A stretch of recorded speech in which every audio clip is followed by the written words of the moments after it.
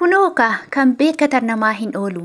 Argitanii kaleessa yeroo baasii hamma kanaa ayyuufiin Saayidoon taa'aniitiin maallaqa hanga kanaa walitti guuranii miliyoona meeqaan sargiin hanga kana qophaa'a jedhani waan na duuba isaanii jiru tokkommoo itti yaadanii hin ilaalle jechuudha. Egaa akkuma beekamu kunoo Sumayyaan immoo nyaara guurtee balaa buuftee amma Saayidootti poolisii erguuf jirti. Qophaa'ame heelikoofteriidhaan xiyyaarri heelikoofteriidhaan deemee akka Saayidootiin gara Yemenitti deebisu murtaa'ee jira. Saayidoon otuma hin beekamiin ayyuu jalaa fuudhamee gara Sumayyaa gara ijoollee isaatti akka deebi'u poolisiin murteessee jira. Bakka walumaa galatti jechuudha. Saayidoon Isaafii dhumate ishiin maallaqa sana gaafa ageesse zarraaf jette si'a sadii kaatee jechuudha. Gaafa isheen zarraaf jettu ayyuun cititti jedhuun nahooni maaliif maallaqa kaleessa sana herreegne argite hin jettuuni ammachumarraan Sumayyaan misejjii erguudhaan lookeeshinii erguudhaan bakka ayyuufiini Saayidoon jiran himte jechuudha. Bakka achumarraan amma mootummaa biyya sanaa walii galuudhaan heelikoofteriin akka har'a galgala deemee Saayidoo fuudheetiin Sumayyaa bira buusu. Ayyuun immoo booda safiina yookiin immoo bahararra akka deemtu yoo dandeesse haa dhuftu bahararra yooma garaa qabaatte yooma onnee qabaatte ayyuun gara kootti haa dhuftu. Saayidoo koo immoo nan fudhadha abbaa ijoollee kooti eenyullee na mormuu hin danda'u eenyullee na fuuldura dhaabbachuu hin danda'u.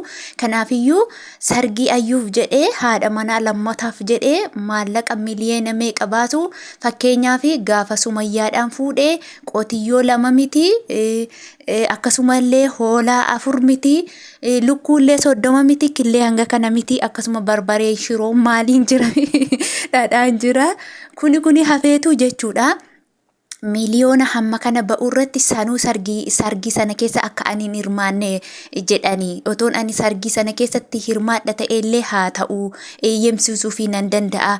Gadda fuudhee yuutuubii sabiskiraayibii 300 wayii qabu kenneefi osoo ani yuutuubii 190 meeqa baadhee taa'uuti ayyuuf hamma kana kenne miidhaan hamma kanaa maali aje kan jettuun zarraafiin itti fufeetiin jira jechuudha. Egaa obbo Saayidoonis jechuudha har'a baay'ee na'uudhaan bakka erga sargiin kuni baasii hanga kana nu gaafate jechuudhaan geesseeti Yaasuu Birraatiin jaarsummaa ergee gara ayyuutti jechuudha. Yaasuun Birraa kuni gara ayyuu deemeetiin akka sargiin isaanii tooftaa siisteemii isa bara kanaa beektu miti. Aseennaa ollixoo iddootti aseennaa jedhama, iddootti immoo ollixoo jedhama, iddootti immoo butii jedhama. Akkuma Muktar haadha manaasaa bute sana Saayidoon illee ayyuudhaan butuu qaba malee birrii hamma kana baase ikoonoomii hamma kana Itoophiyaa irratti gufuu ta'uu hin qabu kan jedhamu mormamee jira jechuudha. Anumti mataa kiyya otoo naa danda'ame miliyoonicha sana otoo lamatti hiranii birrii 500 otoo anaaf kennanii ani gara Itoophiyaatti galee lukkuu horsiisee hoolaa horsiiseen jiraachuun barbaada jechuudha. Miliyoona tokkotti sargii namni amma nyaatee galgala funcaa'uuf jedhe kanaaf jedhee ani miliyoona tokko meeqa hin baasu. Kanaaf Saayidoo bira naa geessisa. Saayidoon akka maallaqa sanarraa walakkaa isaa naa hire ani immoo gara Itoophiyaatti deebi'eetaniin lukkuu horsiisee waan tokko godheen waggaa lamaan kan immoo miliyoona 2 godheen dachaatiin isaaf nan deebisa biraan naa ga'aan jedha. Mindinnaw እንደዛ miliyoona tokko kanaan ani gaafan heerume yoo mamma kana baaseera gaafan heerume ni peestaalii kurtuu beektu miti. Peestaalii kurtuu tokkotti qamisii 2 keessa kaawwadhee namni takkittiin otoo nan argin jechuudha kanani deeme. Gudiidha. Achuma naniin gabaa naqa jeen jechuudha. Maakuuf abbaa kotteetti ximbisiin jedhiin gabaa naqaa jeetaniin maaliifi baasii abbaa warraa kiyya hamma kana baasee bor maaliin na jiraachisare. Kanaaf tooftaa baafadhe jechuudha. Gabaan akka jeen akka kaleessaasaa peestaalii kurtuu yookiin immoo bicaa sana argitaniitu miti. Ishee bita'ee qamisii 2 keessa kaawwadhee Surree hin qabuun ture yeroo sana akkuma beektan. Achumarraan bakka waan tokko shaarbiis laman qaba. Shaarbii lamas keessa kaawwadhee zim jennee gabaa dhaqnee harka wal qabannee galgala mana warra gurbaa sanaa dhaqne jechuudha. Ijoo jenneetuma ol galle. Ijoo jennee gaafa nuti ol gallu noori habiifti. Noori naan jedhan kasaan noori jennaan aqeetuma isa faana taadhee nyaannee dhugnee bakka rafnu nuu laatanii sanumaan gaa'ela dhaabbanne sanumaan ijoollee horannee waciin takkan jirtu jechuudha. Boruu ganama marga harkatti qabate jaarsi margaa fiini bakka ulumaayii beektu miti. Ulumaayii kan jedhanii fi marga qabatanii balbala abbaa koo dhaqanii barcuma buusanii intala keessan fudhannee jirra dhiifama nuuf godhaa jedhan jennaani intalli ofumaafuu sila ani sila jaaladhee mana qesa. Intala keessan fudhannee jirra dhiifama nuuf godhaa nuuf golchaa jedhanii abbaa kootti jilbeeffatan. Abbaan kun immoo okey rakkoon qabu takka sobeetuma zarraaf jee akkuma Sumayyaa kana zarraaf ayyuun natti dhuftu zarraaf jette kana abbaan kollee zarraaf intala koo fuutanii zarraaf birrii amma kanaa fidee yennaan jedhi birriin amma kanaa maaltu eessaa ufeera birriin amma kanaa jedhanii isaaniin kee bakka abbaa kiyyaatiin sossobatanii.